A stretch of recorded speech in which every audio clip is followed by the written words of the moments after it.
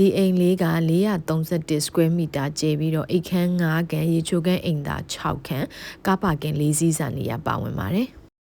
တခြား six တင်လေးတွေနဲ့တိုက်နေလို့လေလူတွေတော့နည်းနည်းရှုံနေပါတယ်စူးစမ်းပြီးရိုက်ပေးထားပါတယ်သိခံပြီးကြည့်ပေးကြပါရှင်ဒီအိမ်ရဲ့တန်မိုးက22.99တန်ဘတ်ငွေပေါ့နော်ဗမာငွေနဲ့ပြန်တွက်လိုက်မယ်ဆိုလို့ရှိရင်အကြမ်းပြင်းအားဖြင့်ဗမာငွေသိန်းပေါင်း2900လောက်ကျပါမယ်ရှင်လက်ရှိမှာဒီအိမ်ကရောင်းဖို့အတွက်နှလုံးပဲကျန်มาတော့တယ်ဒီ431 square meter size ကိုပေါ့နော်သူတို့ဘန်ကောက်လုံးချင်းအိမ်ရ project တွေထုံးစံတိုင်းပဲမိတ်ရုံပါတယ်ရှင်အိမ်အကူနေရမယ့်အခန်းပါအောက်ထပ်မှာအိမ်အကူအခန်းရဲ့ရေချိုးခန်းအိမ်သာတွဲလျက် master room တစ်ခန်းရဲ့ပါဝင်ပါတယ်အပေါ်တက်မှာတော့ master room ၄ခန်းနဲ့အိမ်ခန်းတစ်ခန်းပါဝင်ပါတယ်ရှင်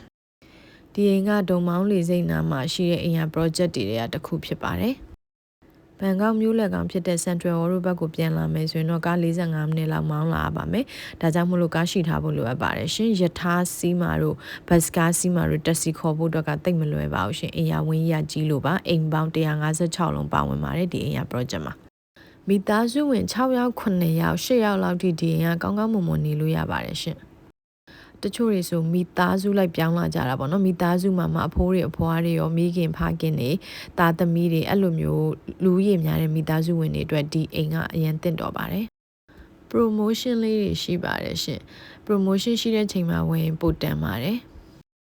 ဒီ show you နေအိမ်ရဲ့အားတာချက်က view ရန်ကောင်းတယ်ပေါ့နော်ရေကန်ရဲ့အရှိမရှိတာဆိုတဲ့အတွက်ကြောင့်မလို့အရန်ကိုစိမ့်ဆိုတယ်ကြည့်ရတဲ့မျက်စိပဒေတာဖြစ်ပါတယ်ရှင်